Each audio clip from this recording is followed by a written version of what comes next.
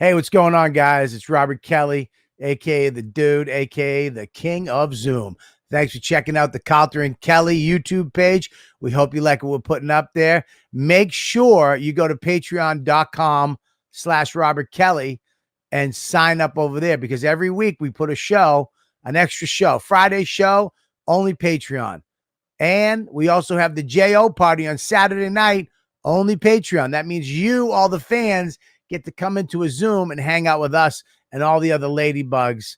And it's a blast. So we also let you watch all the shows live. YKWD live, all the Calta and Kelly's live, unedited, all go on the Patreon. And you also get the 10-minute extra YKWD every week goes on there, along with Live from the Shed, one-on-ones, Tech Talk with Bobby and Friends. There's so much content up there. And you know what? It's all for what? A price of a cup of coffee. $5 get you in the door. And you're going to love it. So make sure you go over there, patreon.com/Robert Kelly. And here's another little thing I want you to do. If you like this content we're putting up, subscribe and like. That's it. Just hit the little button, subscribe, so you know when we got a new show out, and then like it so we know you like what we're doing. Okay? That's it. Patreon.com/Robert Kelly. Subscribe and like. Now, enjoy the show. You're going to fucking know. I got it. Your mama.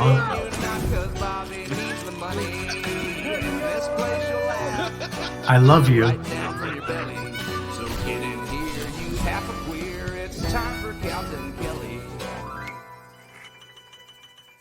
That's for you.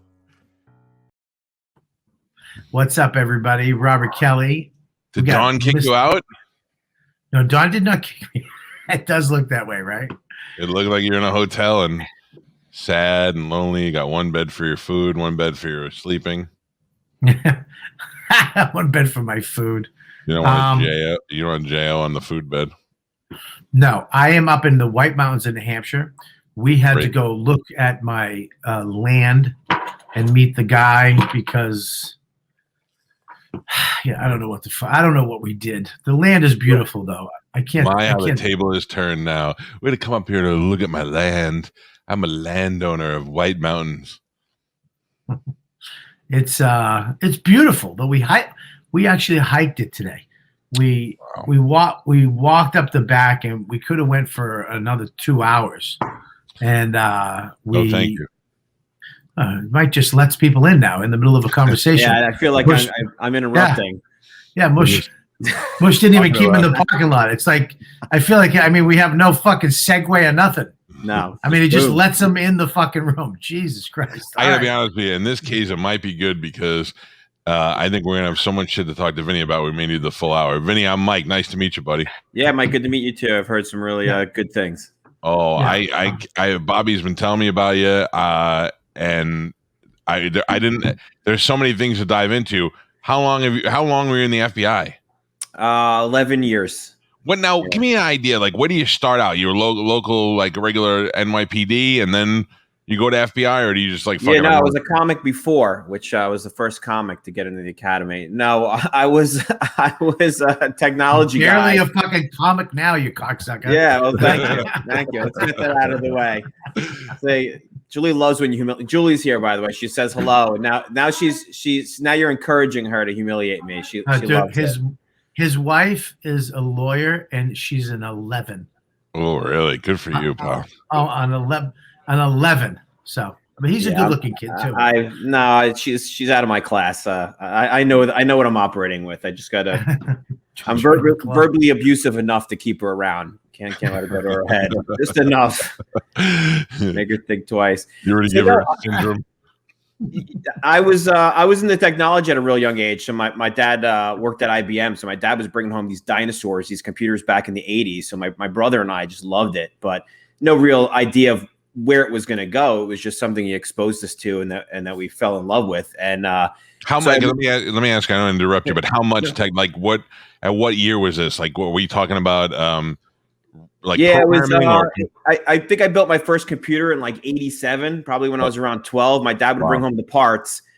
They were these. This is 4 megahertz processors for those listening that are geeks. I mean, these are computers that are you can't even compare it to a phone. You can barely compare it to a stopwatch. I mean, these were computers that were just dinosaurs, but crazy expensive. But my dad could bring them home because he either was a thief or worked at IBM. I don't know which, but he'd bring them all this shit, and he would teach us how to build it.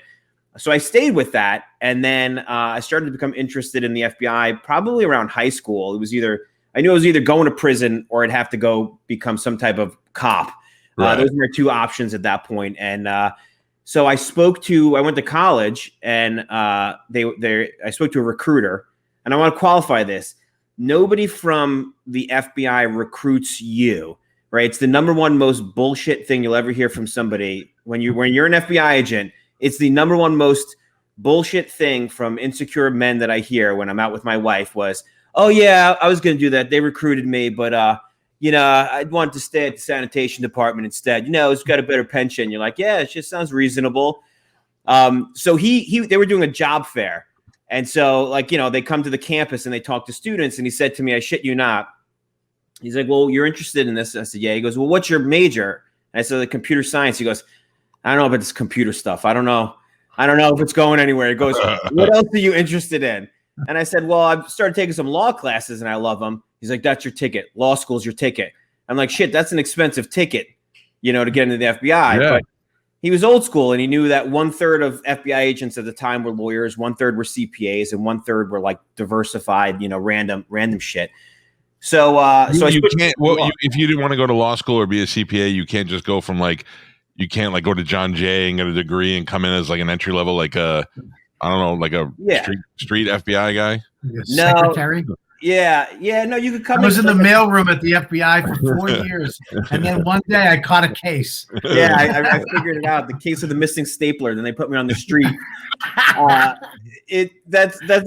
So there are other positions. You can go work like special operations and surveillance. You can work as a support person. There's thousands of those jobs that are actually really important within the FBI. But I mean, no offense, but who wants that, right? Like, I'm either going to be an FBI special agent or I'm going to go stay practicing law. So that's how I got into it. I went to law school. That's where I met my wife. She pulled me away from the girl I was dating at the time because she was like, all right, it was a little bit the reverse of that. The 11 went hard at you? Yeah. Oh, yeah. So hard. No, but I had developed some game at that point, so she can't deny that. I developed some game at that point. And then we went through law school together. Vinny used to be smoking too. He looks like Paul Verzi's brother right now. I do. But back in the day when he had hair, he was a great looking. I mean, really. Yeah, I look like Paul Verzi's fat uncle, so I know how you feel. We all look like a variation of Paul Verzi's family. Different stages of life and sickness, maybe. So that's a good background. So you're doing the you now what do you have to finish law school? You have to actually have a law degree. Yeah, it's all about being competitive. You can apply out of college. You're just going to be one of I think the number is something insane. Like for every seat in the academy, there's like 10,000 applicants for every seat. So you can't just be like, oh, I got my my college degree. I checked the box. You have to have 5 years relevant work experience on top of your college degree. So you just want to be as competitive as your kids can. So I passed the bar. I was practicing law, and I could have stayed doing that. I think I would have liked it, but the dream was the FBI. And then when I applied, here's the funny part. So I apply, and the recruiter that I was talking to then, again, they don't seek you out. This is someone I was basically begging to get an application. She said, well, what other experience you had? When they added up all the cyber stuff I had been doing really as a hobby, it added up as a whole separate set of discipline. It was like 7 years collective. So I came in under law and cyber, which put me to the top of the pile. That's great. Plus cyber was blowing up in the late 80s, early 90s. I mean, it changed so much. I watched The Sopranos today, and even that was early 2000. And they all had those giant monitors and big computer. And that wasn't that long ago. AJ's computer. Yeah, in '87, I was a sophomore in high school, so I probably had a Commodore, maybe 64 or something like that. Yeah, and you couldn't really do shit with it. I mean, there was a couple games you could play, but if you knew what you were doing and you had the IBM, then there was shit to be done. Yeah. Plus, this was all pre-internet, so I was big on these bulletin boards. I don't know, Bob, you ever did that as well with your modem? You'd connect to like local numbers, and it was like mini internet. You'd connect, and it'd be like this text-based interface, and you could download software and share files and chat with people. I want to say, like, to this day, I think it was 8 years ago, 6 years ago, Vinny, I'm scared of Vinny. I like Vinny a lot. I'm going to say this. I've never said this to you, Vinny. I'm going to say it to you now. I like Vinny. And him and his wife came out to see me all the time. They would travel to see me. I mean, I'd see him at my shows all the time before Vinny even got into stand-up. But he scares the shit out of me because of this fucking this internet shit. Because he'll send me links and I don't fucking click on them because I know he's hacking into my shit and he's got all this evidence on me. He watches me when I'm fucking jerking off, and he knows everything I ever jerked off to. Dude, he told me about Bitcoin like 6 years ago, and I wouldn't touch it because I'm not fucking. This guy wants in my life. He's trying to take. I'm scared of you, Vinny, and I'm being honest with you. You scare the shit out of me because you have all this. You're a lawyer. You're fucking big. He's like this guy, dude. He's that guy that I think is more like this guy right there with the flag.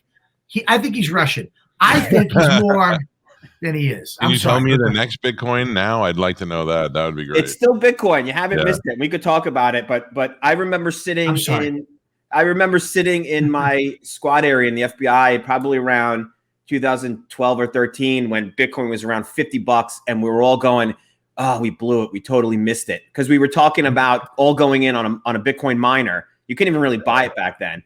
And we were like kicking ourselves. And then when it hit 100, I was like, I really missed it now. I blew it. I started mining just under $100 out of my garage in the back of my house. So the point being, and I can talk more about that, is it's always feels like you miss Bitcoin. It always does. Well, I got to ask you, how long you been mining? I stopped mining in 2018. I remember I had it in Belmore when I was living out there. And then when I moved, I put up new rigs in the basement down here. And then I stopped. I got to the point. It's a cool experiment. It's a cool kind of like science experiment that makes you money. But the ease at which you can buy it now, there's not a lot of point in it if you're just purely interested in it as an investment. If you're interested in the science behind it, interested in bolstering the Bitcoin network, you can do it. But it's hard to get the equipment now. They're expensive. You know, the rigs are like $3,000. They're coming from China. They're on a backlog for like 6 months still. So I would love to buy one just to continue to play with it. But if you're interested in Bitcoin, just buy some and sit on it. Oh, I watched a documentary a long time ago on Bitcoin where they explained what the mining was, and they followed a couple of these nerds who sold all their stuff to do it, and some failed, but some did really well. Yeah. And I was wondering if you can set it on automatic pilot and just leave it. That's what I love about it. Why would you stop doing it? Why would you stop is because as the difficulty goes up. So the Bitcoin network, it's amazing, right? Every 2 weeks, the Bitcoin network basically looks at how many people are mining. And if there's too many people, too much power, it creates a new problem to solve that's commensurate, right, with the number of miners. So it's constantly adjusting. It's an arms race, right? There's a problem that's submitted. Think about it this way. And then all the computers in the world try to solve the problem. And if they're solving them faster than every 10 minutes, the difficulty goes down. If they're solving them faster than 10 minutes, the difficulty goes up. So your miner becomes obsolete is the answer. Your miner will become obsolete within 6 months or so time. It uses so much electricity. Like even in this house, I was kicking out $1,000 a month electric bills in this house. Wow.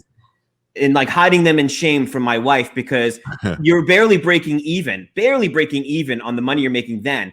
But if I kept all of that, right, especially what I was doing back in 2013, if I kept all of that, I remember I did the rough, back of a matchbook math. I was making about 17 grand a day if I had kept all of it today's value.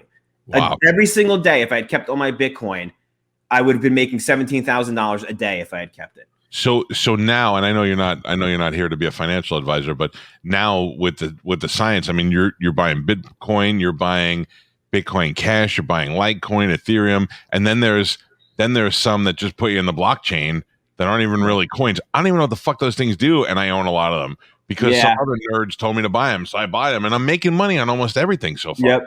Yeah, but you know what the standard by which they're all judged is Bitcoin. So I experimented too. I mined Bitcoin Cash for a while.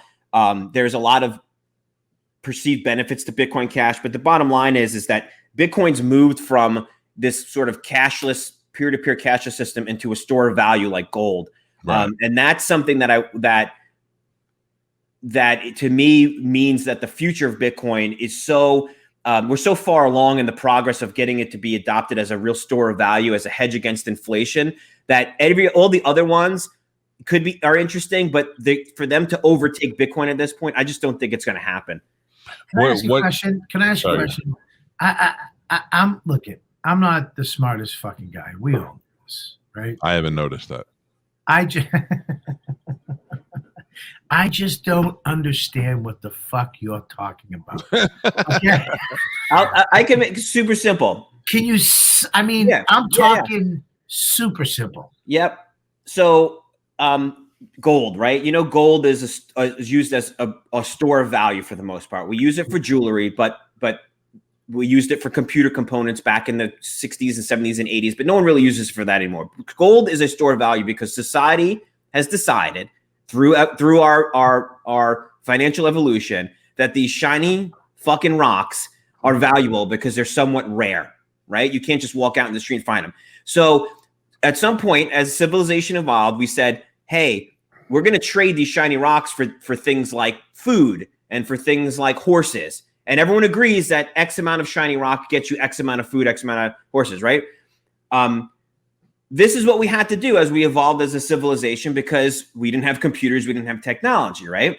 Through the years, people stockpile gold, right, as a reserve. So when the dollar value goes down, like it's going to go down now because we're printing money like it's toilet paper, the value of the dollar is going to go down. People tend to start buying things like gold in the past because they know that if the shit hits the fan, I have this gold as a store of value. It's a reserve. It's like the bedrock of financial. Like I can have this gold and I could trade it for anything and anyone in the world will take it. Now think about this. Gold has been around for, 5,000 years, right? If we were to invent a store of value today, now in 2021, with the technology we have, would we invent a shiny fucking rock? Or would we invent paper money full of bacteria? Or would we invent something that's digital, right? If we just started society today, I would invent chocolate. Chocolate, maybe. Chocolate bars would be my currency. But it's not durable, right? Durability is one of the characteristics of money. But the scary thing is that gold, you have the backing of gold, you have the physical gold. And tomorrow I wake up and you can't plug the computer in, there's no electricity, you don't have any monetary system anymore. Yeah, the only benefit gold has over Bitcoin is it is physical. But that's also its worst quality in terms of being able to trade it, being able to transport it, right? So Bitcoin, to finish the explanation, and I'm going to answer that more fully, Mike, but that's a valid point. People like to hold things, right? But people like to hold things less every single year since in the last 20 years. People, no one's going to buy digital music. Yeah. They want a CD they can hold. They want a record they can hold. Who's going to my wife about my dick? Rather not. Maybe later. Exact analogy. The last 10 years, she doesn't hold it at all. Get a digital dick. Well, much like gold, it's depreciating. To draw out the analogy, it's your dick's the gold of 2021. It's depreciating every day. People want it less and less. So Bitcoin, you're right. You can't hold Bitcoin, but that's actually what makes it so powerful is that you can jump on a plane and fly to another country and sit in front of a computer and enter in 12 words, a mnemonic it's called, that can access your Bitcoin that nobody can take. The government can't seize it unless you tell them what that is. The government can't do a search warrant on your house and find it. So digital Bitcoin is sort of the manifestation of our ability finally to create a technology that allows people to put value in something digital and have it to be completely independent of a government or of any kind of centralized bank, right? You can't get Bitcoin. Sorry, go ahead, Colin. Well, why is it so? I mean, you may know more, obviously, with your background, but why is it so difficult? Does the person who created the system not really want to come forward? You would think somebody who created this would come forward as a great leader, a next person in history that changed the world, and even that's secretive, which also scares a lot of people. It's simple because he's a fucking time traveler. It's so obvious to me. But listen, I don't know if you're joking or not, but it seems like that might be a probable answer these days. So look, this goes back to my belief that all of this is a simulation, and I have tons of proof to back this up. But Satoshi Nakamoto, right, the guy who created Bitcoin, you're right. Nobody knows who he is. He's not the guy from Die Hard. He's not that guy. He's a different guy. Funny you say that, Vinny. He's right here. Kamoshi, come here. Special guest. Come here. I got your apple. Come on. He's a Pokemon. So no one knows who he is. He created Bitcoin in 2008 after the collapse that happened in 2008 because he was disgusted with governments bailing out these big banks, saying, how is it that banks did all this screwed up shit, gambled with our money, got caught with their pants down, and then went to the government for bailouts, and our tax dollars bail out these banks? Yeah. Wouldn't it be great to create something that the government couldn't devalue by just giving away to wars and giving away to bailouts? So he created this Bitcoin to say this is something that's decentralized, that the government has no control over. Okay, stop right there. There. Okay, he created it. Okay, This pen, all right, you can't touch it. I get it. This is created. This has that. Okay, he created it like what? Like imagine releasing a virus. Imagine releasing a virus, right? He created a program, and he put the program out on the internet, and he said, "This is my theory." He released a white paper, which is like an academic document to say, I think this is pretty cool. Rest of the academic world, you tell me if I'm crazy. He released it, and people were like, holy shit, this is pretty amazing. And they were like, but it's not going to work because of this, and it's not going to work because of that. And through these chats, which are still on the internet, he's like, no, this is why it would work. This is why. And he's been, by the way, right about everything. Why I think he's a time traveler, but he's been right about everything. So when he released it and everyone installed this software on these computers, the game started. And the rules of the game cannot be changed, even by him, because it's based on a consensus of all the machines. All the machines running this software for the Bitcoin network agree on the rules of the game. And the rules are state that there will only be 21 million Bitcoin ever created, period. There is no way to create more than 21 million Bitcoin. And every 10 minutes, more Bitcoin are created by this mining process. How many right now? How many do we got? Oh, geez, we're far along. We're in the 18 million Bitcoin have been created already, but it slows down dramatically over time. It slows down dramatically over time. So there's less and less Bitcoin being created. Every 4 years, the amount of Bitcoin that gets created is called a halving event. It's put in half. So it's scarce. Does it have a physical? Nothing. There's no like little coin with a B on it. No. They have those, but they're not worth shit. I used to give them out to people who thought that's what Bitcoin was. Like, shit, you're not. I got stopped in an airport going to The Hague for those coins in my bag. Guys, like, this guy's got Bitcoins on him, and I was like, I thought he was hysterical, and I was like, oh, he's fucking serious, and I had to explain it. Meanwhile, on a thumb drive that I had thrown into the little bucket that goes through security, under the sign that says, if you have $10,000, please declare it, was over $1 million in Bitcoin. You had a fucking $1 million? Yeah, for work, not for me, for work. Okay, now listen. There's no way it could be detected. You can travel with it. You don't have to declare it. Nobody can tax it. They can't take it away from you. Yeah, Lou has a good question. Why only 21 million? I think the number is somewhat arbitrary. I don't think there was a reason Satoshi picked 21 million. He could have picked anything. It's just the point is it's finite. So right now, under the last administration and this administration, they're printing up stimulus money, which is a really nice way of saying we're printing up money that's not attached to labor, which is going to devalue all the money in your pocket right now. That's what they're doing, right? Because the more of anything that exists, the less of what you have of that is valued, right? He said that's backwards, right? The way it should be is that there should be a finite amount of this thing so that people can't artificially just create more, making what I've worked so hard for less value. What I should own, if I sit on it and save it, it should actually go up in value over time, not down in value. So he picked what would happen if we went through the shit and they didn't do that? They just wouldn't. If there was only a finite amount of gold, like a Bitcoin, and we go through this pandemic, they wouldn't be able to give anybody anything. They would just have people would just have to fucking starve or not have money, or what? How would that how would that work? Oh, with actual gold? Well, they moved from gold to cash because gold was so clumsy. What would we do if there was no gold? If it was Bitcoin, there's only 21 million of them, and that's what the currency is now. And we went through a pandemic. How would they give people money if there was like they did with like they're just printing money, right? Yep. They wouldn't be able to do that anymore.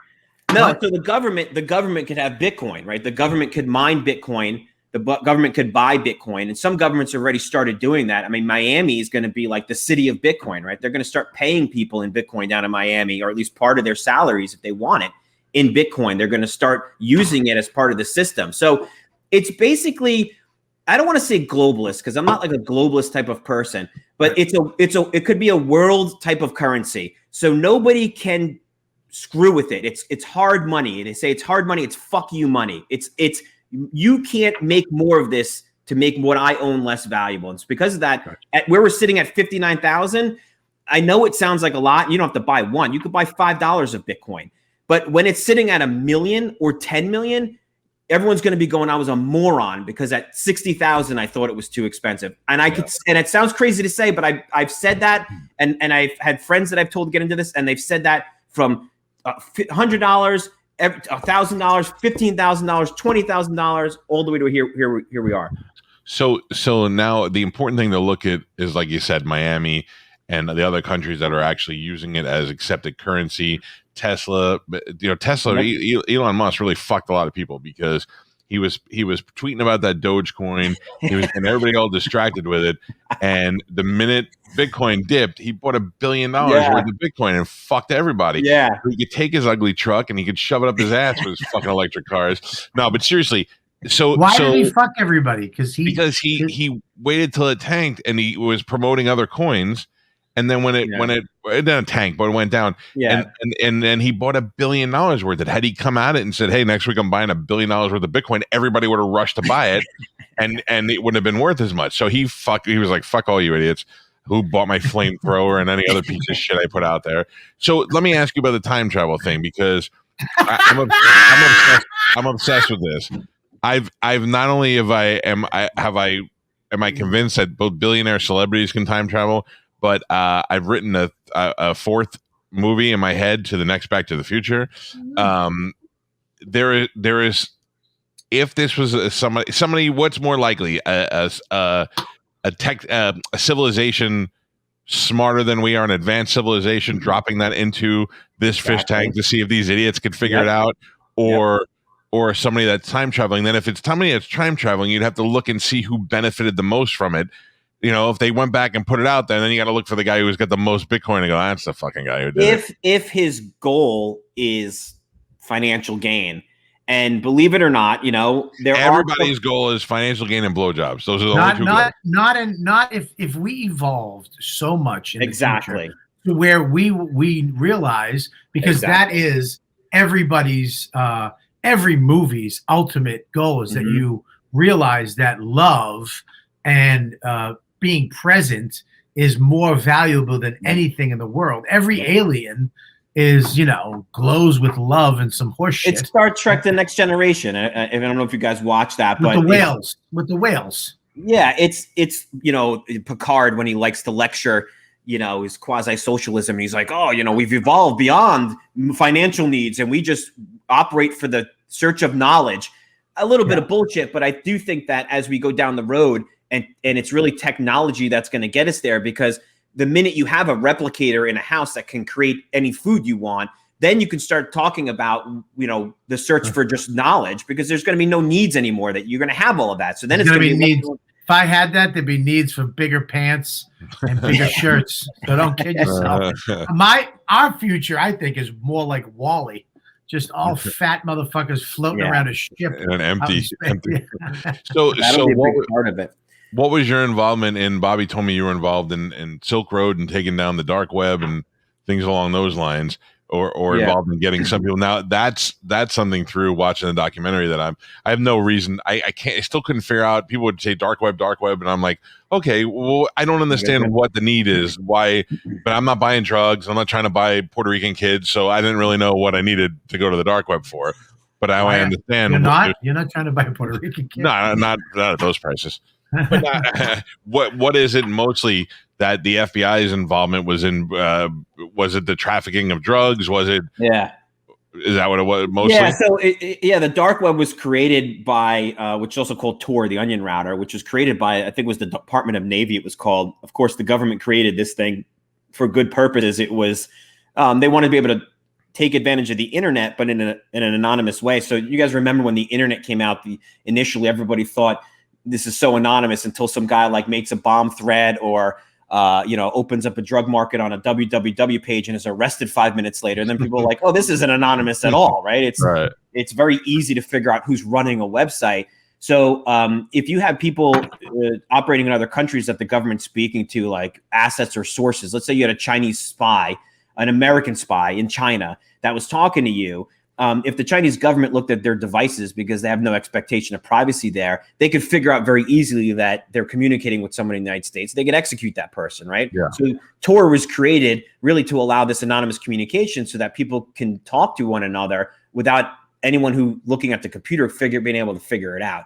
That's why it was created. And like a lot of things that the government kind of creates, not really thinking, someone didn't say, hey, question, what would stop someone from opening up a site and selling child pornography on this with total impunity, right? Yeah. And that's what ended up happening with it, was that as people became more comfortable operating in the dark web, which is just a slow internet really, they open up these websites, which are called Tor hidden services, where you can sell child porn or trade child porn, guns, drugs. And the government, including the FBI, was pretty much helpless to determine where that server existed and who you were, which is crazy. I love it from the privacy perspective. I love it from the anonymity perspective. I don't, even though I come from the background that I come from, I'm a constitutionalist at heart. I have a strong libertarian streak. So I love due process. I love the fact that, this country is based on, we the people, not the government. They don't give us our rights. So I love these types of technology that allow us to operate with people eavesdropping on us. Can I drop in for a second with dumb question number 75 from fucking Bobby? No.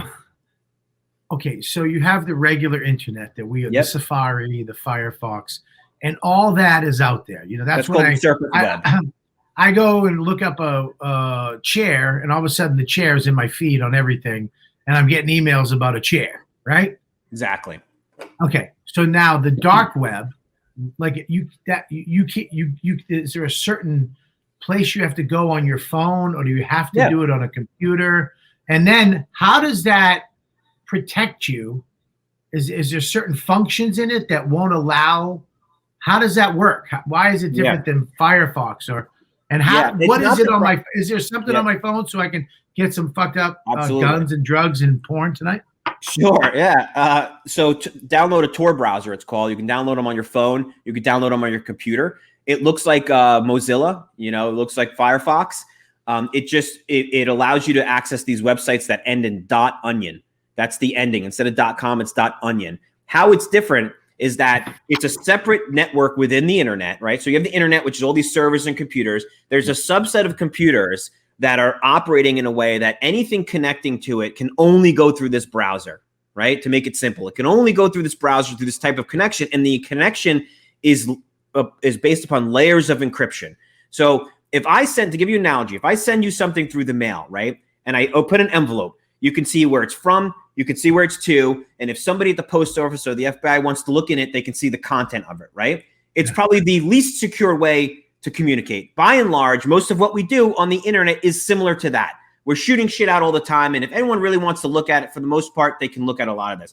Tor is like saying, I'm going to put an envelope in the mail and it's going to have a to address, but it's only going to say 3 houses down the street. And when that guy gets it, he can't tell where it just came from. And he only has instructions then to send it some other house. And it makes its way around the world that way. So that if someone intercepts it, they can't see where it came from, and it's not able to open. It's an impenetrable envelope, right? To draw the analogy out a little bit, that's what Tor is. Tor is basically making it so difficult to see it. I'm just laughing at what Luce said. She said, "Do criminal Bitcoin miners get dark web lung?" That doesn't even make any sense. But yeah. I got it. I liked it. I'm sorry. So okay, so that's it. They wraps up, but clearly there has to be some, like, you guys are obviously able to track it eventually, or there's got to be something that, because you're able to bust people around the world. So here's the funny thing about it. The Silk Road case, my involvement, I was the trial agent. So I was working Italian organized crime, which, by the way, I just started watching The Sopranos in full. I've seen random episodes. I know how it ends, so don't spoil it, Bobby, or don't try to spoil it. I already know about the ending, but I never really had a chance to watch it. It's such a good show. I'm about 4 seasons in. I'm absolutely loving it. And I noticed the same thing with the computer stuff. It's funny you mentioned that. I was laughing too, because AJ's computer and Meadows' computer, it's hysterical. But so the funny thing is this: when I landed on the cyber squad, the Silk Road 1 case was already underway. There was a couple of agents working it. A really great computer scientist was already working it. The reason why it was thought to be impossible was because the guy who was running it, who nobody knew other than the name Dread Pirate Roberts, basically was doing interviews in magazines anonymously saying, hey, you're never going to be able to find me, FBI, because he understood the technology and he knew that the technology was believed to be impenetrable. Which is the worst thing you could say to a government agency, because they don't want to be embarrassed. That's it's any macho fucking thing that you say, they're going to be like, oh, really, asshole? Watch this. Exactly. And so, like a moron, he did that, and his ego got in the way. And the site was doing, I think I mentioned to Bobby, the site was doing like 1.2 billion in sales. It did 1.2 billion in 2 years. He made about 200 million on commissions. Right? He set up the site. He allowed vendors to come on, sell essentially whatever they wanted, as long as it wasn't kitty porn, and no guns at the end. He got rid of guns and weaponry, and he would get a commission on all of that. So the way that the way that that technology was defeated ultimately was that there was a misconfiguration essentially on his side that allowed a mistake that allowed the real IP address to leak out of that server. Was it a mistake, or did somebody go in there, somebody get bribed enough to go, oh, watch this motherfucker, and go in there and screw something up so he gets caught? No, like, so there's some guy sitting there with $10 million in France somewhere going, I got money. No, and that's what's kind of cool about it was Bitcoin. Bitcoin and Tor operate much in the same way, cryptographic key pairs, but they operate in a way that, meaning there is no Tor person that could tell you. So, all right, you have a server for this podcast, let's say. If I want access to it as an FBI agent, I go to the FBI and I show them probable cause to say they're running kitty porn out of this server, and I show them some proof of that, and they give me a search warrant. And then I go and I find, using your IP address, I go to GoDaddy, where it may be hosted, let's say, and I say, here's your search warrant. Give me a copy of the server that you're holding for them, and they have to give it to me. Right. With Tor's like Bitcoin. There is no authority to go to. Right.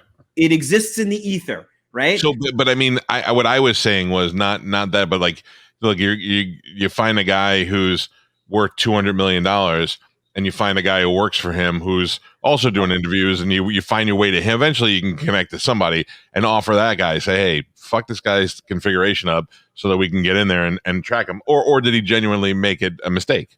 No. See, this is why that wasn't possible. And this is why the movie that just recently came out kind of misses the boat. They focus on this, in the movie, this DEA agent who was like this, old school guy who was, couldn't even check his fucking email. And you're supposed to believe this guy found out who Ross Ulbricht was. Ross hired people. So it was a criminal enterprise, right? Like the Colombo family poster I have here, right? All these wise guys over here, right? There was a hierarchy to that organization. The Silk Road website was very, very similar. Like Ross was the boss of the family, and he had a consigliere, and he had his captains, and he had his soldiers. The beauty of operating an online criminal enterprise is none of those people knew him in real life. None of them did. So you couldn't get back to him either way. Exactly. Even in instances where we would go out and we were going to college campuses where drugs were being delivered, and you're like, hey, we intercepted this package of ecstasy. Like, I think I went to NYU once. And the girl's like, I don't know what you're talking about. I'm like, well, where did it come from? I don't know. I'm like, well, who would just mail you ecstasy, right? We knew where it came from. We knew it came from the site. And eventually she admitted to it. And then we said, so can you tell us what your user account is? Can you tell us which vendor you bought it from? If I was like, so this vendor, who is he? She doesn't know who he is. Yeah. So even if you did, even if she gave you the information when you bought it, you still couldn't track him down. Exactly. What And happens to the money though? What happened? Like if she, like all her ecstasy, of course, gets taken. Her money's already gone. Is there any? I mean, is that it? You just take the hit if the FBI shows up and takes your gun? Yeah, no one's had the balls to be like, you're going to give me fair market value for my Molly, right? No one has the balls. Like, they're just nervous. It's a college kid. She shit her pants. You can imagine. She,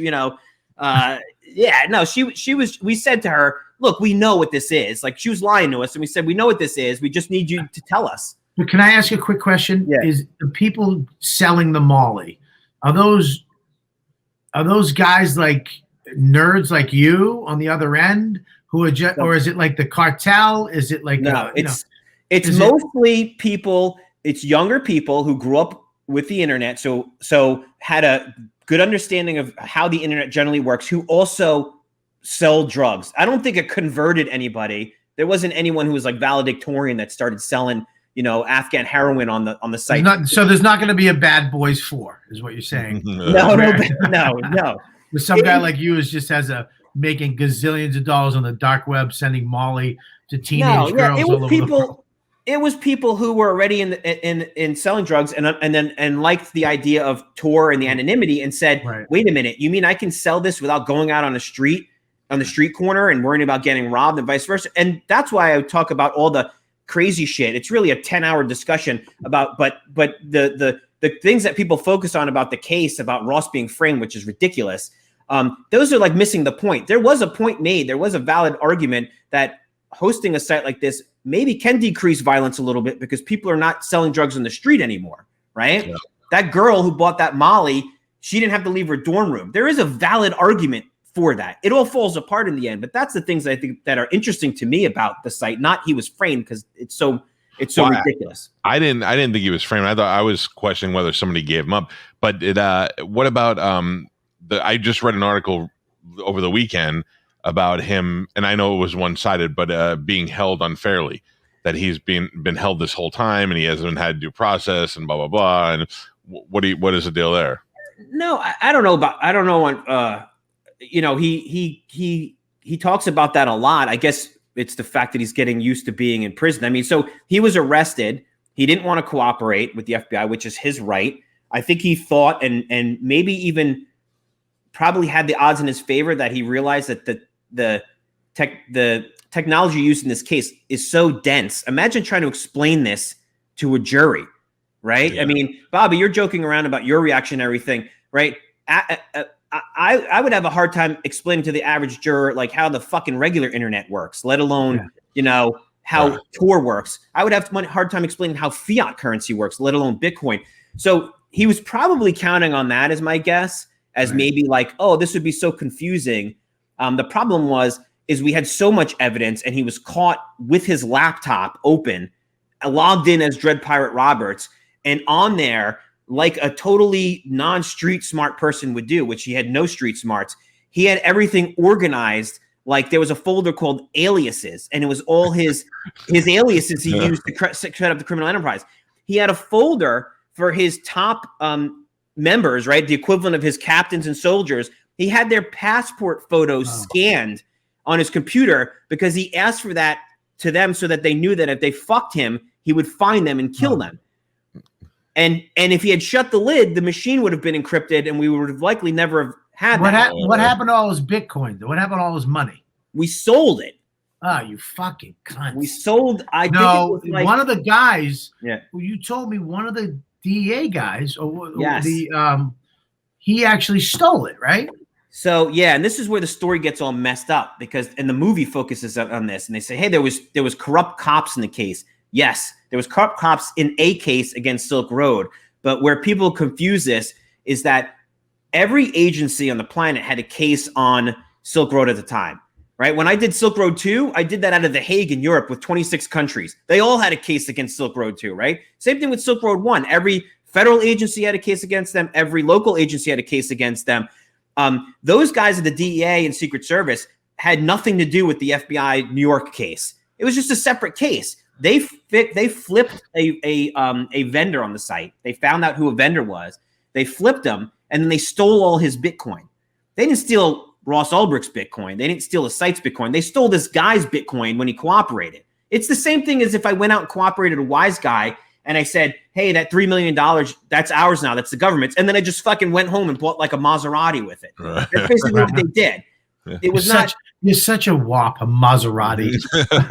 Who buys a Maserati? What can I ask about? Were you involved in all that Columbo stuff too, or is that just? Yeah, that's what I did before going to the cyber thing. So we decimated the Columbo squad. I mean that was awesome. That's why I'm having so much fun watching The Sopranos, because it was referenced so much by wise guys and by my sources, and most of the time I would just laugh and not really get what they were referring to. Now I'm seeing it. There was the episode with the robbery, where Jackie Jr. robs the thing. The gambling thing. So I had a source that was running a gambling club for the Columbo family, that two of the gamblers robbed it in almost the exact same fashion. That also came, if you read the book that Goodfellas is based on Wise Guy, there's a story in there about a guy who they warned that kept robbing their games, and they knew who it was, and they told him, your kid's robbing our fucking games. So it seems to be a dumb thing that Italians keep doing. It was and one thing, it was a Texas Hold'em game. They found them within 12 hours. The wise guys had found the kids who did it, in my case, lured them back to the club, and were beating them unmercifully.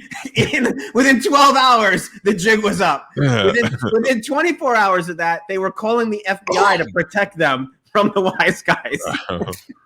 I grew up in Staten Island, and I had all those guys around me when I was a kid. Yeah. Yep. So I mean, it's so when I watch these movies, there was a travel agency that my mother worked at when I was most of my grade school, and in the room in the back, there was just a bunch of guys who were back there running numbers the whole time. Yep. The next to it was Paul's Sweet Shop, and when they made a run at Gotti and didn't get him the first time, they got the guy who got Gotti, shot him in the face, and put him in the basement of Paul's Sweet Shop to send a message back to him. This is all shit like every day. Yeah. I grew up with this in my 5-mile vicinity. So when I see this stuff on TV, I'm like, yeah, this movie sucks. This movie is good, because I know what's real and what's not. And I have no, and I'm not like, hey, I was in the mob. I had no, I just saw it in my neighborhood. I knew it wasn't his father.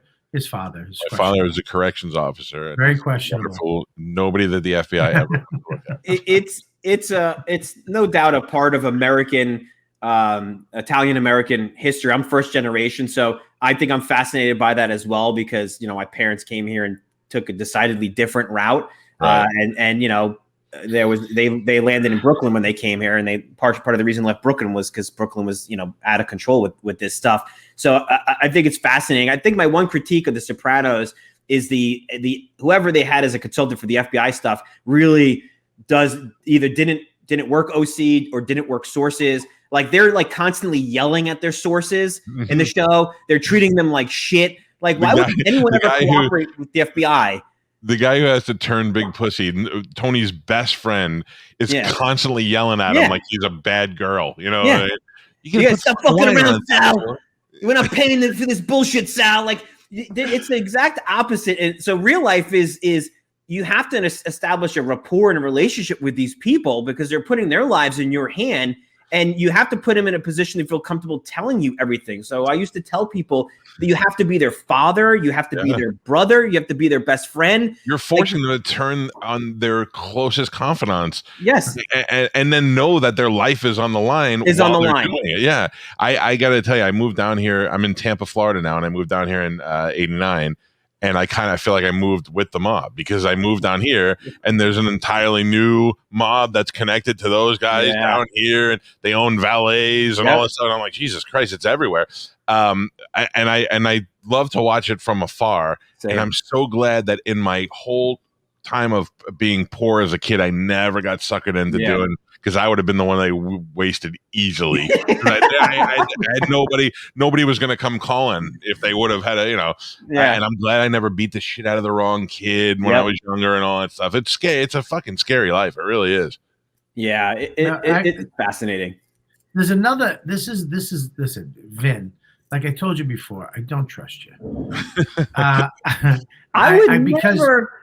Listen, let me just finish. You're like the guy who, whenever I met, would say, "Is the FBI? What's the file on me at the FBI?" I'm like, no offense, but you're not important enough for me to I'm going to watch any guy jerk off.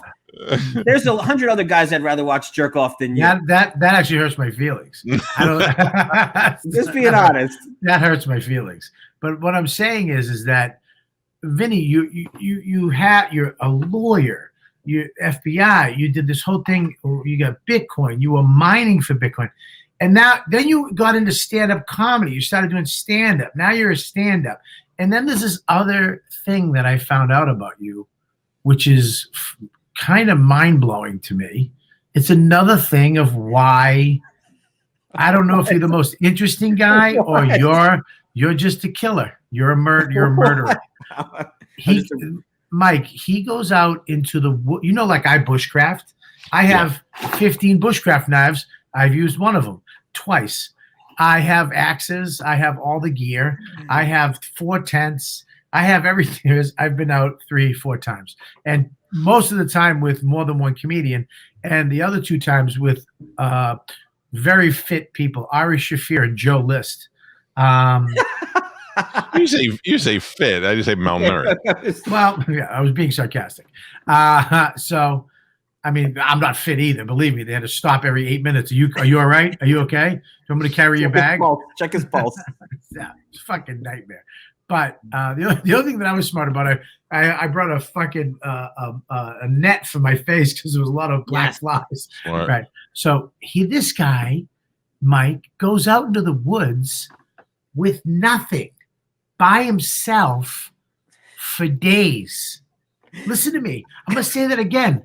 With hardly anything, by himself for days. He's got a smoking wife. He's got Bitcoin in the bank.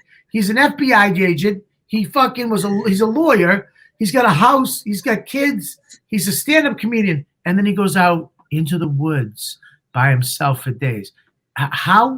Tell me about that. Is that true, first of all? What did you bring and where did you go? And why the fuck did you do that? Partially true. And as far as the things that I do, you have to put it in perspective, right? I grew up with a really, what's the word for it, right? Overachieving brother, right? I have an older brother, right? My brother's a neurosurgeon. He's a brain surgeon. Overachieving? Yeah. More than you? He's a brain surgeon, right? Okay, He's a brain surgeon. So unless I cure cancer in my parents' eyes, like when I went from a lawyer to FBI. I'm so glad my sister worked at Whole Foods. You could probably buy the cancer cure on the Silk Road if you didn't ruin it. Yeah, maybe. All right, so go ahead. I'm sorry. So I think that's part of it. Is just sort of a, I don't know, kind of see what you can do kind of thing. So I don't look at it that way. And I know that stuff is cool and all that, but it's like everything else in life. I don't know. It's just part of my interest and what I like to do. And I don't know. What did you do? So don't you feel like I get mad, I get angry that I can't fully explore everything I want to do in life? Don't you get mad? I get mad. Yes, I feel like we're running out of time, and there's things that you can't do. But I'm not running into the woods as a result. Well, okay. So the woods thing I can explain. The woods thing, and I don't do it anymore. I don't really do it anymore. But what I used to do was I used to go out a few times a year. But in particular, I would pick at least 1 or 2 trips in the middle of winter, and I would go to like the Adirondacks during like a blizzard, right, to see if I could like survive. I'm not Bear Grill Bears, whatever the fuck the guy. I bring technology into the woods. What are you bringing?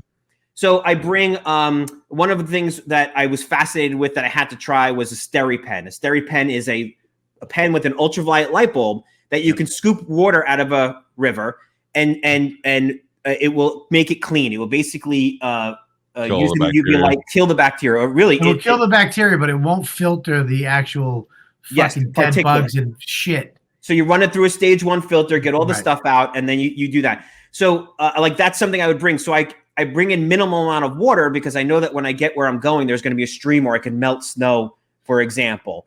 Right. I brought in, I like creature comforts. My whole goal with doing that is to go out into the woods and essentially say, fuck you to Mother Nature. Like I'm in a blizzard and I'm in a tent that's 65 degrees because I brought a heating device that's heating my tent on batteries that I charge from solar cells during the day, right? I've got a projector in my tent that's got a 45-inch screen on the back of the tent, and I'm toasty, and Mother Nature's trying to murder me, right? She's trying to murder me with a foot of snow, and I'm drinking hot chocolate. That makes, I don't know why, but that's my goal when I go out there. That's what I always felt when I go out there. You remind me, this is fat kid who tried to do the same thing in his backyard in a snowstorm. It's one of the funniest videos ever. Just in the middle of the night, he's just going. He's got like 900 bags of food, and in the middle of the night, he's like, "It's getting cold," and then he just quits. He just quits. He can't take it. The heat is not working. It's too cold. He keeps eating. It's so funny. He's like, I think I got to go inside. This isn't working. But so, dude, so you can face Mother Nature, and you've seen a lot of the things worldwide that most people aren't privy to. What are you afraid of? Like when they ask a president, an outgoing president, what's the number one thing that keeps you up at night? What do you know that bothers you the most? When I was in woods, witches. I'd watch the Blair Witch when I go out there in the middle of the night. I was like, I can't shoot a witch. It's the only thing I can't kill out here with fucking. That's how I feel about Jason Voorhees from Friday the 13th. I'm like, there's no proof that something like that is real, but that's what I'm constantly thinking in the middle of the night. I'm more scared of that than the real idea that a bear might get me. Right. Yeah, dude, I just saw a video this guy had on a trail cam because I'm obsessed with that shit. Yeah. Somebody's echoing. It's this guy has a deer kind of go through this path. This big buck deer, he's trying to get on the camera, goes through, the sun goes down, and all of a sudden, like 10 different groups of eyes just peek around trees, but they're all at different heights. Oh. And then he does a comparison to the tree, and one of them's like 15 feet in the air. Yeah. Okay. But they all kind of there's nothing, just darkness, and then just these eyes all at once just go, fucking what? Yeah. The woods can be scary. Yeah, dude. But you go out there by yourself. I've gone alone, but I usually would bring like one friend of mine. I would go for a lot with an FBI buddy of mine. He was an Army Ranger, so my wife would suck each other off. My wife would tell us, take care of each other, and you were not fishing out there. Yeah, but dude, the witch thing. So that was one of the times I went back because I didn't like being in a tent and not being able to. When I hear a noise, you can't see where you're in a tent. So you hear a stick crack, and it could be a deer, it could be a bear, it could be a hillbilly. So one of the things I did was I took like a little CCTV camera, and everything has to be small and light because you're hiking far into the woods. And it would run a very thin wire back to the tent, and then there was a little battery system that I could turn the camera on, and on a little 3-inch LCD in the tent, I can see over top my tent around. So you would hear a noise, and you'd flip the thing on and see what it was for that reason. This is what I do in my house every night. If I hear a noise outside, I just look on the cameras. Yeah, look at your camera. Exactly. So I liked it for that part of it. I caught my neighbor in my backyard letting his dog shit today. Really? I swear to God. I caught my neighbor next door who was in my backyard letting his dog shit, but then he took down my trash. So I was like, it's all right. I made up for it. Oh, I gotta tell you, I could ask. I got a million things that I want to know. I got questions about mob stuff. About you got to have them on your show. I'd love to, especially now that everybody's kind of going Bitcoin crazy, and nobody really. The majority of my audience has no idea what it is. They all just want to buy it because everybody's talking about it, and we're at the point now when Dave Portnoy is our number one financial advisor. So lettuce hands, as we call him in the community. He fucking guy sold all his Bitcoin. He did. He sold. Yeah, he chickened out. So day to day, Bitcoin is really volatile. It might take a $5,000 swing in a day, and the expression is like you have to have diamond hands. Basically, when you buy Bitcoin, I tell my friends I'm not a financial advisor, and people for years are like, "Why don't you press me harder to buy more?" And I said, because I don't want to hear from you the minute you buy it and it takes a shit. You're going to be freaking out at me, and I don't want to be responsible for that. But if I tell you to buy it and I tell you hold it for at least a year, and you tell me you're going to do that, I'm confident that you're going to be coming back on, wow, that was the greatest thing you ever told me. Vinny, okay, right now. See, I'm scared to fucking even get an email from you with a link in it. The fuck? Hey, FBI, lawyer, fucking in the woods, witches. I mean, there's a lot of shit going on. With Julie, I'm like, look, I'm in Bobby's house. Look, I'm on his camera on his TV. Look. But I'm sorry. I want to know right now, how much would you tell me to put into Bitcoin? And how could you help me buy the Bitcoin? And how much would you tell me to put in right now? What would be a good chunk to put in? So before you say that, let me just tell Bobby, Bitcoin is $59,000 right now. Okay. Now, if you look at a month ago, its low was 47,000. If you had put a bunch of money in there, you would have shit your pants when it went down to 47,000. But then it climbed back up, and it was at 61,000. Then it dipped back down to 55, 51, and now it's back up to 58. If you would have just bought a month ago at 47 and sit on it, you would have made a shit ton of money just waiting a month. Yep. How much should I buy? $5,000. Yeah, start out with whatever amount. I mean, it's still an investment that you have to be prepared theoretically to lose. I think the odds of it going to zero, that ship has sailed. Right. I think if you can anything, what's $5,000 to you might be $500 to someone else, might be $500,000 to someone. Whatever you can afford to say, I don't need this money for at least a year. I'm not going to need this money for at least a year. And there's capital gains impact as well anyway. So you shouldn't be buying it and selling it because you're going to screw yourself. But you have to commit to yourself and say, I'm not going to sell this for at least 12 months. I don't give a shit if it goes half the price of it. Yeah. Okay. And that's how the people became millionaires and billionaires, because they held this when it was in the early days and was really volatile. And remember, 2017, it went up to almost 20,000. And then it went down to $3,000 a year and a half after that, year after that. And everyone's like, it's over, it's over, it's over. Those people who bought at 3,000 and kept it are doing real well right now. So but if you buy at 5,000 and it doubles, you're only gonna have $10,000. And that's where the addiction of it comes in. It's the only thing I've ever done where I feel like I never have enough. No matter how much Bitcoin I have right now, I feel like every single day I don't have enough. So if I say you did $5,000 and I left it in there, where do you think it could be in 10 years? Oh, 10 years, easily over $1 million. It's $5,000. No. Estimated to double by next year. Yeah, one Bitcoin. I don't think in the future, in our lives and our kids' lives, I think the idea of anyone even having one Bitcoin is going to be really rare, right? You're going to be like, oh, that guy's got a whole Bitcoin. It's going to be, you can buy what's called Satoshis, right? There's 100 million Satoshis in every, think of it like dollars and cents. There's 100 million Satoshis in every single Bitcoin. So I think in the future, we're going to be talking about sats, Satoshis. You're going to be saying, oh, here's 3,000 sats for that used car. It's the Bitcoin thing is going to be like, that's going to be a number that most people aren't going to be able to afford. But I think easily in 5 years, this could hit $1 million of Bitcoin. So do the math. Whatever multiple 59,000 is into 1 million, that's multiply that number by your amount. What would 5,000 be if it went to $1 million? Who's got a calculator? What's 59,000? So you're looking at $1 million. Hold on, I got 1, 2, 3. Divided by 59,000. Yep. Is 16.9 times 5 times 5,000. Yep. Is $84,745. That's not bad.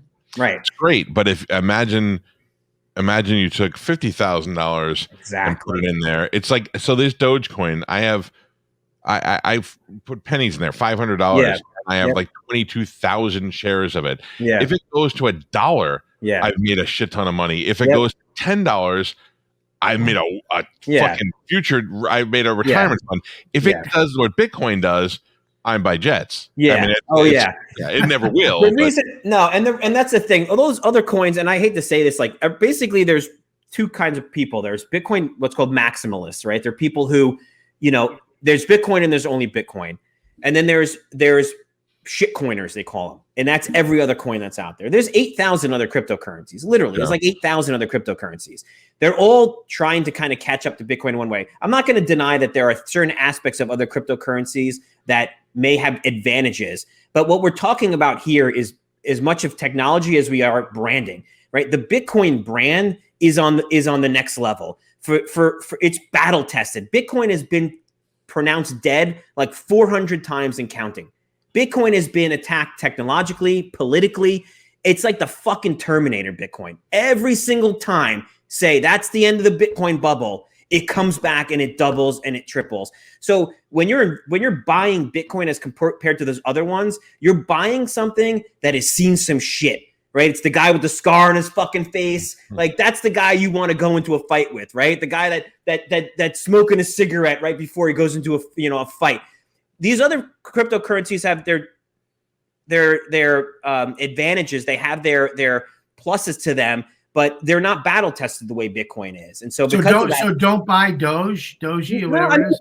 I have some Doge too. I have about the same amount, and I laugh. I look at my little thing and I go, "Oh, it's gone up, it's gone down." I'm prepared to lose it all, but my real money is in Bitcoin. I have a little bit of Ethereum, but my real money is in Bitcoin because I know that is the fastest horse in the race. Bitcoin is when you look at the trend of where it started in 2011 at less than a penny, and in 10 years it's worth $60,000. I mean, so what you're saying is you're a time traveler.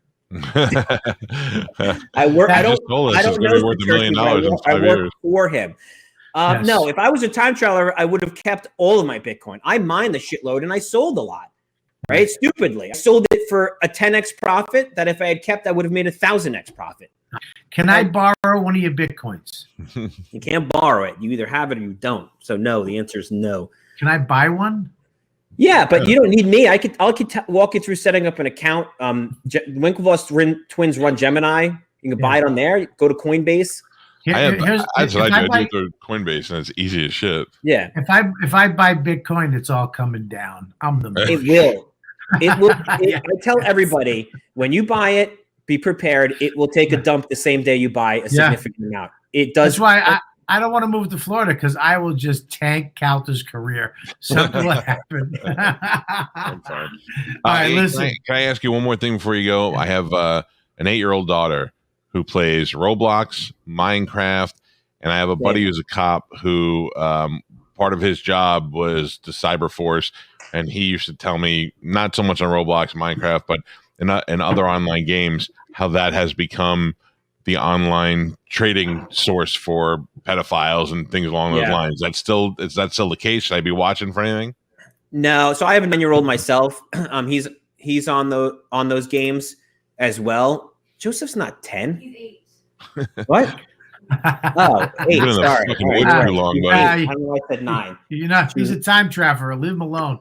Yeah, I got a lot of timelines I'm thinking about here. Where I came from. Is she there? Is she there right now? She's over there judging me. Can we see? Can we say hi? Come on, please. Come on, even please. Where are you? Tell her to get on that trampoline. Where are you? Come say hi. That's my trash hot tub. It's going to go outside in the week. Yeah, you should get one. They're super cheap, and you can put it in your basement. So I watched The Sopranos in the white trash hot tub. That's a hot tub. I thought it was a trampoline. I was like, man, you got a low ceiling for a trampoline. No. It's a little portable hot tub. What's that? Is it blow up? Yeah, it's an inflatable. It's like really thick material, and then it you can move it. So I'll move it in the backyard probably in a few weeks when it gets nice out. Is there any chance your wife will get in it real quick? I can't even get her to go in it. The minute I showed enthusiasm and joy over anything, my wife hates it. That's the way that goes. Yeah, it's like, oh, I really love this, and then she's like, I'm never setting foot in it. Hey, someone told me, Bobby, you were thinking about an RV or something like that. No, I'm not. I bought a tiny home. Did you really? Those things are cool. I did. I bought a tiny home from Tiny Homes of Maine. What, for real? Where is it? It's in Maine. Are you gonna go use it? I got a long way to go. So I got a piece of land and I got a tiny home. I got a very good deal on both. We had some mortgage money that we took out a thing, and I was like, let's just invest it in that. Mm-hmm. But I forgot about the part where you have to hook it up to the land, and you have to get a well, and you have to get a septic, and you have to get electricity. Yeah.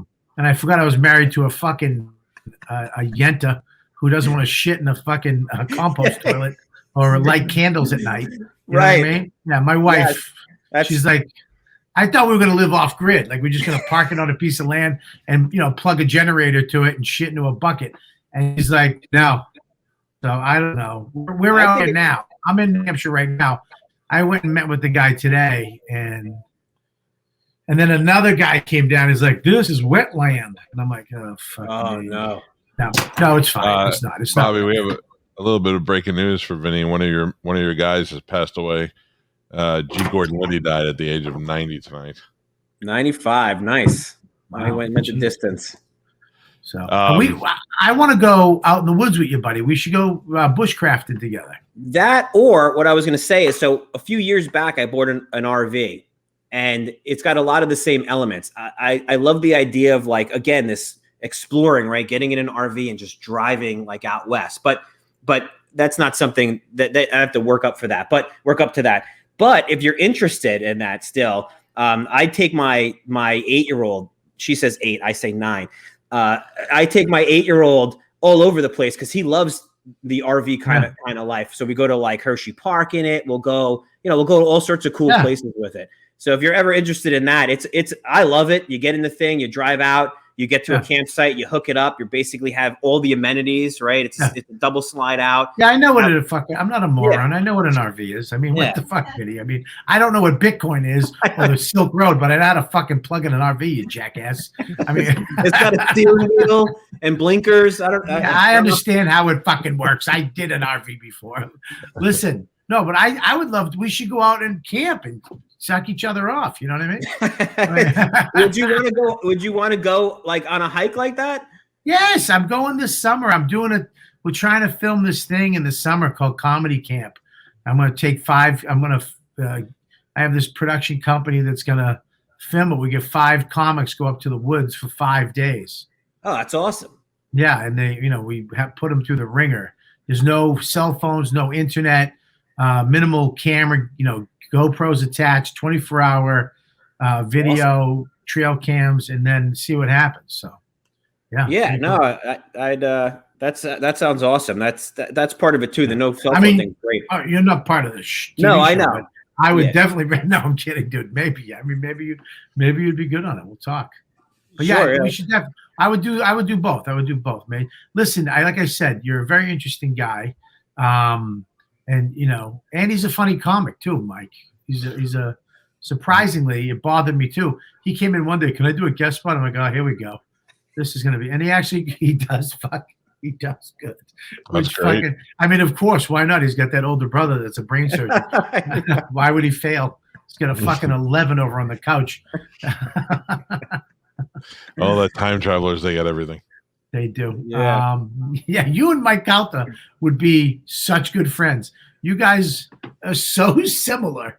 I don't smoke pot at all, but I would sit there and talk about shit like a pothead all night long. Yeah. Same here. I don't smoke either, but I think for that part of that same reason is that, like, some people kind of need it to get their mind in that place, and unfortunately my mind's in that place half the time anyway. Nonstop, yeah. Yeah, so it's all right. Well, I have to go downstairs into a fucking 4-foot by 5-foot pool in the hotel room, the Fairfield Suites. Inside? Yeah, it's inside. Nice. Yeah. Oof. And then I have to do something else. I don't know what the fuck I got to do. But listen, dude, thanks for coming on. I'm gonna give Mike your information. You should go on his show, his morning show, because I find all this shit fucking fascinating, especially Mike, because Mike Calta knows all about this shit too. You know what I mean? If you haven't picked it up, he's the smart one of the group. Not all the time. I think he froze up. I think we lost. Oh, there you go. There you're back. All right. Will you stay for this one thing, Vinny? No, don't let him. Don't subject him to this. Vinny, please. Good guest. Vinny, we do a thing every Tuesday. Sure. Before we go, we're gonna wrap up right after this. I don't voluntarily do it. Let's do your plugs first. Give us a couple plugs for yourself. Just 2 things, I guess. Governors, all the Long Island clubs are opening this weekend, so real live audiences. So yeah, honestly, it's gonna be awesome. I'll be at Governors in Levittown, I think, on this Friday. It's a great show. I think there's like 5 headliners that'll be going up, so it should be awesome. I'll be out there Friday. Come out and check it out. I just figured Vinny roll into the owner of the club and be like, I'd like a spot. And they'll go, yeah, go out and wait in line. Not this by the club. way, let me see your liquor license. Dude, listen to me. Listen to me. Not this club. The owner of this club, dude, let me tell you something. The owner of this club is fucking, I mean, his name is James. Let's put it this way. He's always dressed to the fucking nines. His hair's perfect. Great looking guy. Hey, Bobby, first time I met him. Hey, how you doing? Very pleasure to have you down there. Shook my hand, stood outside, watched as he goes, I'm just watching, making sure nobody messes with you. And then he hands me a bag. He goes, these are the best sandwiches. These are the best pastrami sandwiches around. Take this with you. I have a car picking you up. And he snaps a finger. A limo pulls up. It's going to take you back. You don't take the train. You're good. You're a very funny guy. Has his limo. Dude, every time I'm there, I'm like, please like me. Please James is awesome. He's such a sweet guy. His wife, his kids, Yeah. the governor's comedy clubs. Yep. He took those clubs and flipped them and made them unbelievable. So and he supports all the local Long Island comics too. So you gotta love him. Yeah, absolutely. James is awesome. What's the other thing? All right, well, good night, everybody. No. We do a thing every week for the last year. It's called A New Five with Joe. Joe Russell, the great comedian. He's great. Who's a friend of ours, fan of the show, and now a friend of ours, and he's part of the show. Every Tuesday, he does a new 5 minutes. Ladies and gentlemen, please, let's hear it up for A New Five with Joe.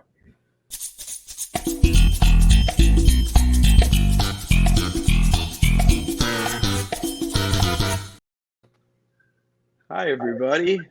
Ladies and gentlemen, Joe Russell. Hello. If your jokes suck, this guy's going to arrest you. No, he's not. He's going to take all your money and delete your cheese show from the internet.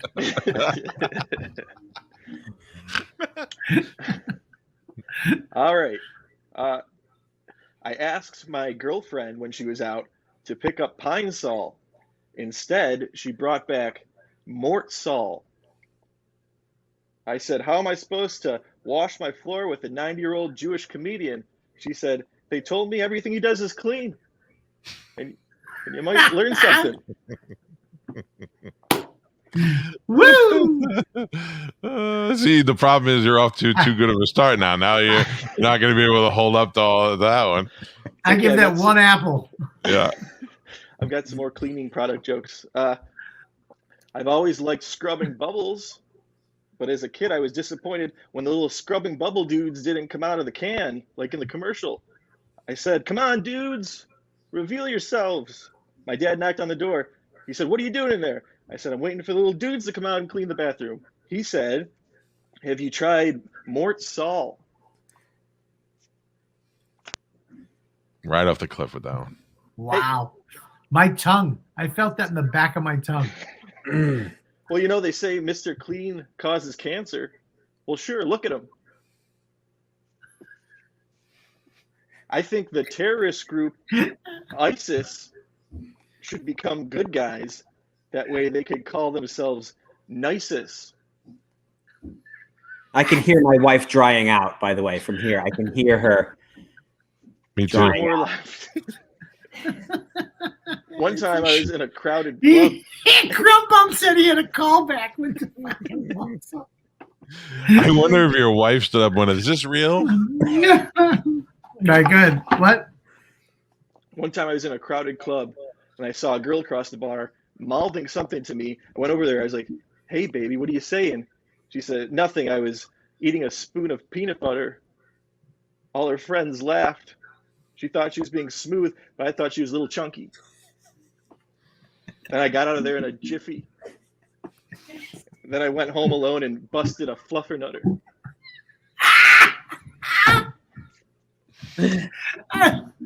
I mean, the timing was off, but I liked it. I was watching that. What's that? Should have closed it, Mort Sol. I got one more, guys. This is exciting. All right. I was watching that show, How It's Made. Do you know how they make crushed red pepper? They take red pepper and then they don't show up to its little league game. As a kid from divorced parents, I appreciate that joke. Thank you. Yeah, me too. That was a great. That was a great one. Great. You sandwiched the shit with two good ones. Starting to figure out how to do this. Yeah, you get in there. All right, everybody, give it up for Joe Russell. Tomorrow, a new cheese show comes out. A brand new cheese show. Nope. There we go. Bush has to play the head game. Brand new cheese show comes out tomorrow. Check it out at the Cheese Show on YouTube, and it's on Instagram. Check out Jokes Russell at Jokes Russell on Instagram.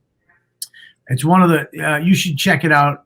One of my favorite little interstitial shows on the internet right now is the Cheese Show. YouTube. That I love. The Cheese Show I love. And tomorrow's the Easter episode. We're wearing bunny costumes, so that should be fun. Yeah, and I always love that Joe's on the verge of almost hitting Olivia. Like his Buffalo Italian alpha is in him, and she'll say something, and he just turns, and you can see him just holding back a nice 50s whack. I said, I don't like mozzarella. Like Fred Mertz. Right. Of course, Vinny, thank you so much for coming on. Vinny, what's your Instagram? You can get me on Twitter at Proof of Work 1.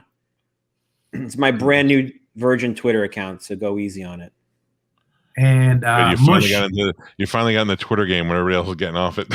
Yeah, pretty much. Exactly. I'm late to that. I was early to Bitcoin. I'm late to Twitter. You still win. I'm going to be at Cleveland this weekend at Hilarities. This weekend is going to be hilarious at Hilarities. Friday and Saturday, one show a night only. The Late Show, the Dirty Show, Robert Kelly. Next week, I'm all over Illinois. I'm at the Laugh Factory. I'm going to see Sarah, Lombard, Illinois. I'm going to be at the Afterlife Music Hall. So spread the word. If you guys see my stuff out there, I'm putting it on you to help me get over and get my stuff out here. The more you like our stuff, the more you view it, the more you tell people, the more you subscribe, the more we get played in front of people that should be seeing us, that would love the show. So help us push the show. Subscribe to the YouTube channel, like, comment, and go to our social media. And like I said, me and Mike have big news coming up soon. So we will get that to you. And then we have the JOP party, but we'll be back tomorrow.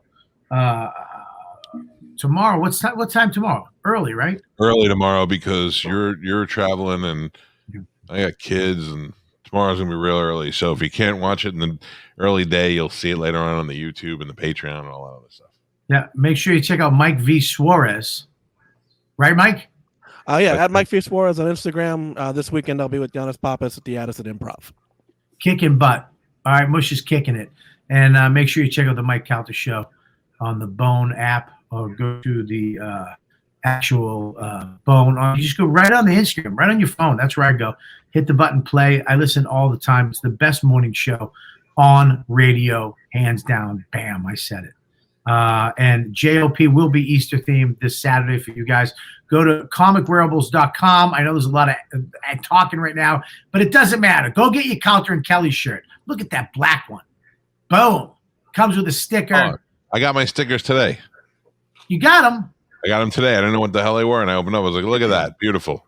You probably got them a week ago. They were sitting on Swear to God today. They came today. You got them right there? Let me see them. No, they're by my front door. They just came today.